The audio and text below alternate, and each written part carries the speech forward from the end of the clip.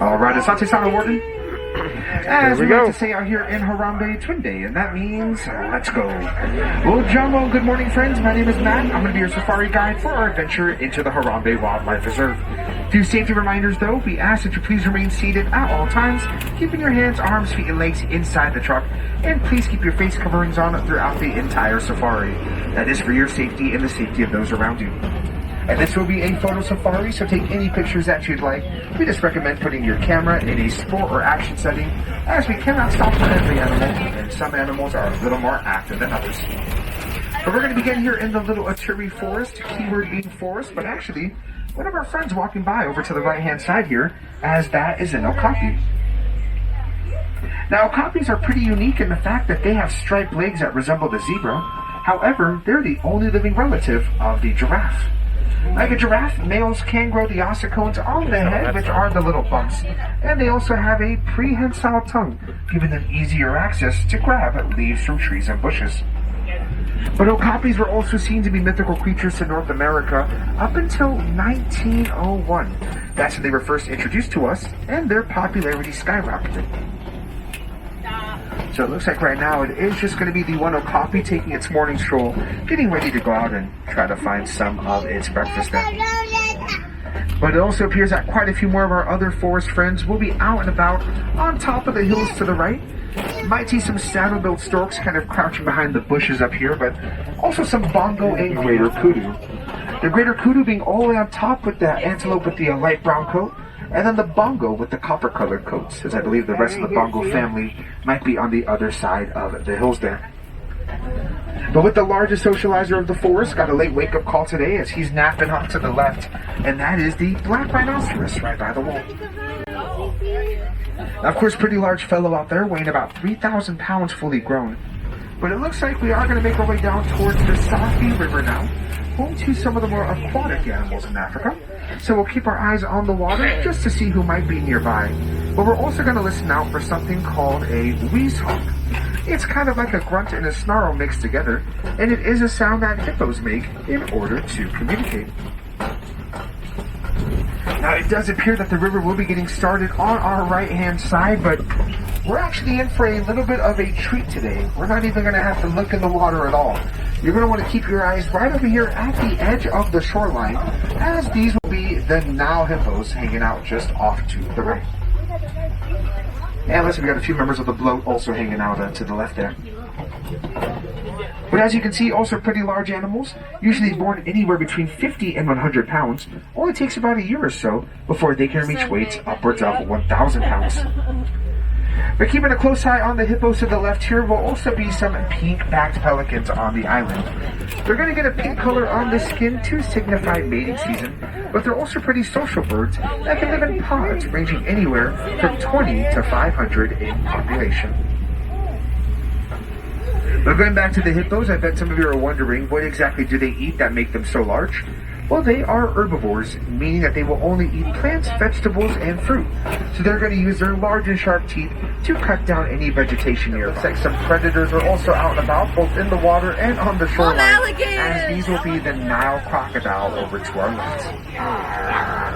Now with the Nile Crocodile, they are the largest of the crocodilian species, usually weighing about 500 pounds, as they can also grow anywhere between 16 and 20 feet in length.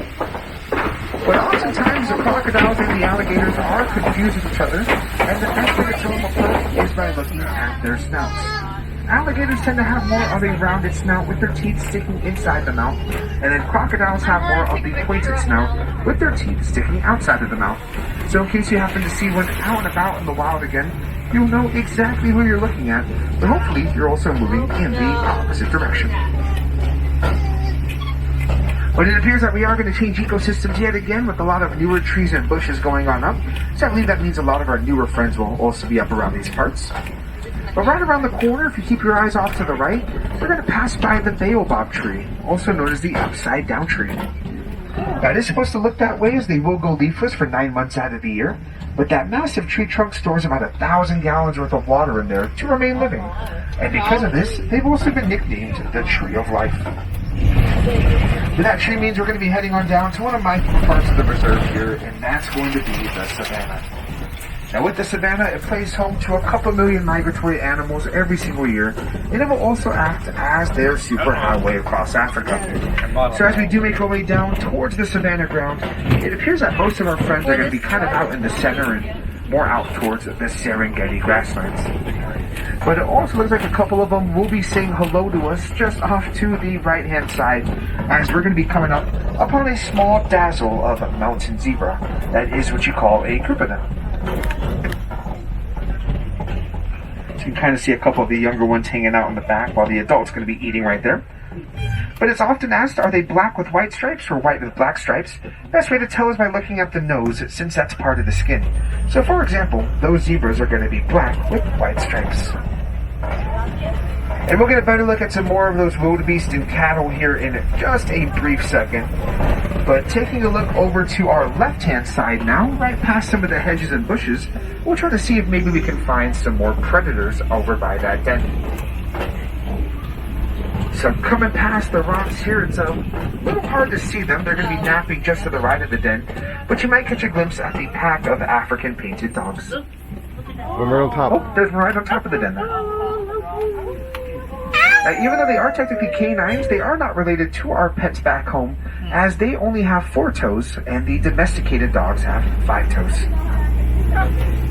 But keeping a safe distance from them will be those Ankoli cattle coming up around the corner, as well as the Sable Antelope past the termite mounds to the left. They're the emblem for the Harambe Wildlife Reserve, and that's due in large part to those sharp horns on the head, which are mainly used as a deterrent for predators who jump on their back. And we'll get another good look at the long horns of the Ankoli cattle, just grazing away over here. Now these horns do grow between 6 and 8 feet, but only weigh about 15 pounds. That's because they're hollow, honeycomb-shaped, and filled with blood, as it will help regulate their body temperature. So the horns are kind of used as their own heating and cooling system. But they're also commonly referred to as the Watusi cattle, named after the Watusi tribe, who have domesticated them and see them as a form of wealth. So the more you have, the wealthier you are. Now I think we are going to get a real close look at that group of wildebeest just coming up right past the trees here in just a second. But as night falls in the area, a lot of the hoofstack animals are going to come together, and they're going to form a type of mega herd. When they form this mega herd, they will protect one another and look out for each other, and they're going to surround pregnant females. That way, if they start to give birth, they can do so in a safe environment without feeling threatened for anything bad that might be near them. You see a lion? But on the sides of the wildebeest here, while it looks like they do have some stripes, those are actually sweat stains. Just like how we get too hot and sweat through our t-shirts sometimes, they're going to get too hot and sweat right through their coats, but that is how they will generally stay cool during the warmer savanna days. And it looks like another portion of that wildebeest herd has made its way over to the right-hand side. I think these actually might be the leaders of the herd coming up, as they're just doing some advanced scouting to make sure it's safe for everyone to come and migrate to catch up to them there. But also out on the Serengeti grasslands, we're going to pull up by a few more of these tree stumps here. You might see one of our smallest friends. They're going to be kind of up to the right by the bushes, as those would be the little springbok gazelle. Usually standing 3 feet tall at the shoulder, in keeping with their name, they can spring up to 6 feet in the air standing still, using a motion called pronking, which means they jump into the air with all 4 legs close together. But we'll go from one of the smallest friends to the tallest friend right around this turn, up by the palm trees to the left, as we're going to get a close look at a Maasai giraffe, just getting some food here. Actually, a couple Maasai giraffe getting their food. Another one back in. Another one back, way back. Now we do know they are Maasai because of the jagged brown pattern on their coat, whereas reticulated giraffes have more of the square and rectangle brown pattern on their coats, and that is going to be the best way to tell them apart. But looking up ahead here, I don't think the giraffes knocked over these trees on both sides of the road. I think something much larger did that, so we're going to try to see if we can find the culprits who may have knocked them down. But I've also heard rumors of monkey business nearby, so if we're lucky enough, we'll be able to get a close look at some mandrels. Now with a couple of our larger friends, There's a it's big monkey not up their there. best side, but they're going to be right behind the palm trees to the right there. Going to be the African elephant, as hopefully we can find its buddy not too far from here there.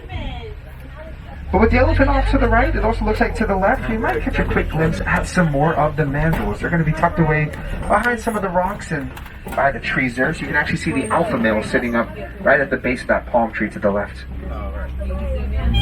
Now with Mandrel monkeys, they are the largest of the species, with a full-grown male weighing about 100 pounds, and they were used as the model for Rafiki in the live-action Lion King, whereas Rafiki in the animated Lion King is more of a baboon.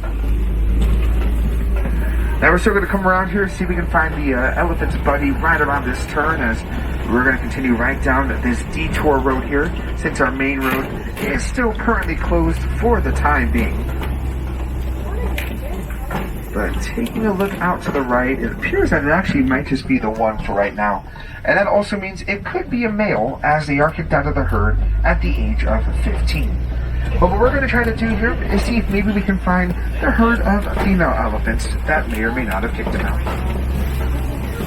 Unfortunately, though, there is still some bad news for the elephants out in the wild. Sadly, to this day, some of them are being poached for their tusks, which are made of ivory, and then the ivory are sold onto the black market and used as art pieces. And according to studies, on average, one elephant is poached every 15 minutes. That's about 96 a day, and they can become extinct during our lifetime. But with our help and the help of conservationists, we are trying our best to fight the poaching numbers and bring them down to the point where they're almost non-existent. That way we can go ahead and save the beautiful creatures for generations to come. But while we go on and look for that other herd here, they definitely came through this area, because on both sides of the road, dug within the red clay, there are going to be some tusk marks and some footprints. And judging by the footprints, I think we are going to pull on up to a safer area just around the corner to get another good look at this herd here. Mom, do you want a picture with it? But when they do come across that red clay we just drove through, they will dig it up and consume it, and that's how they gather sodium, vitamins, and nutrients. That way they can always stay healthy without looking for those specific food sources. Now also coming up around this turn, we are going to have a few more windows to look through, as I think this also might be another bachelor herd of male elephants. In fact, I think that's going to be the alpha hanging out with one of the younger boys just off to the left.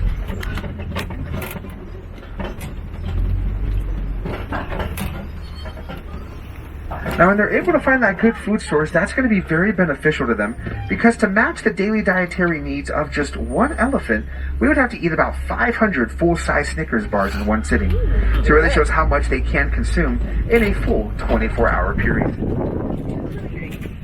But every now and then, you will see the boys push each other around, and when they do that, they're not actually fighting. They're just trying to show dominance between the two, and they're trying to show that male who is the strongest. That way they can be second in command. But it looks like everyone is pretty occupied with their food, as no one really wants to come down to get a drink just for right now. But up ahead are a few more of our other feathered friends, as they're going to be in the water and on the island, and these will be the greater flamingo. Oh, the flamingo. And they do get their name greater because they are the largest of their species, but it should be known that they are also the lightest shade pink, whereas the lesser flamingo near the center of the park will be the brightest shade pink. But you may notice that with some of the flamingos, they are still black, white, brown, and gray for right now, and that is because they're adolescent. But they're going to get their pink color by eating the tiny beta shrimp out of the shallow water, just like their adults. But we're going to make our way into another portion of the savannah here, hopefully finding a few more of our other larger friends, and maybe some more hoofstock friends that can also be around. Now, usually there is a welcome committee waiting for us here, but it looks like they have dispersed just a little farther out past the mud wallows, so we're going to come around that corner and get a little closer to those scimitar-horned oryxes. Let's take a brief look right down Rhino Runway off to the right, as it appears that there's going to be no rhinos down there right now, so good chance they're still just on the other side of these hills. It's like going to a zoo. It is going to. But with these antelopes coming up to our left-hand side here, usually found in the desert and dry arid lands of Africa, and they've adapted to their surroundings so well, they can go about 9 months without taking a single sip of water. So it looks like right now they are going to enjoy their time in that cool sand as they patiently wait for the warden to come on by and just drop off some more food. But it also looks like big cats are roaming around as there's going to be a cheetah, actually a couple cheetahs, walking alongside the hills to the left here. Even though they are one of the smaller big cats, they are the fastest land mammal, going 0 to 60 in just 3 seconds. But with their powerful legs, they have the ability to go 0 to 40 in just 3 steps. Now they're usually listed as diurnal, meaning that they're also active during the day and will spend the night sleeping, and that's because they cannot compete with the skill sets of some of their big cat counterparts. But I do believe with a few of the older members of the coalition, they're going to conserve their energy and just hang out in that top right corner just for the time being. But we're not going to give up hope on the other big cats just quite yet here, because as we start to make our way through all of the trees and bushes, it also looks like we're going to be approaching a Kopi rock formation. Now, kopis like this were used as the inspiration for Pride Rock and the Lion King. But if we don't see a lion right now, don't be too surprised. On average, they will spend 20 hours out of the day resting and relaxing, and that's because their vision is 6 times greater than ours at night, of course making them nocturnal. Oh, we're going to pull around as we're going to have a big yawn coming up from that male lion right there at the edge of the rocks while the females are going to be close by. So we're going to pull up just a little more here, try to get a good look at him. Are you going to stop? Now, when it comes to the prides, though, the females actually do most of the hunting, and the males do the babysitting. But every now and then, he's going to take part in the hunt just to help raise the success rate of bringing dinner home. But it also looks like it is going to be just a little bit of a grooming session for him.